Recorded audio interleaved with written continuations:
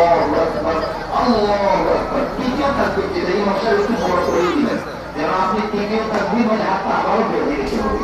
এই হলো মোট চারটা অতিরিক্ত তাকবীর। আমারও চারটা তিনটা অতিরিক্ত থাকবে।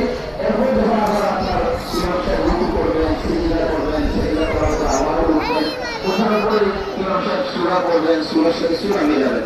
রুকুতে যাওয়ার পূর্বেই আপনার অতিরিক্ত তিনটা তাকবীর দেওয়া হবে, আর একটা তাকবীর তো অবশ্যই রুকুর জন্য দেওয়া হবে।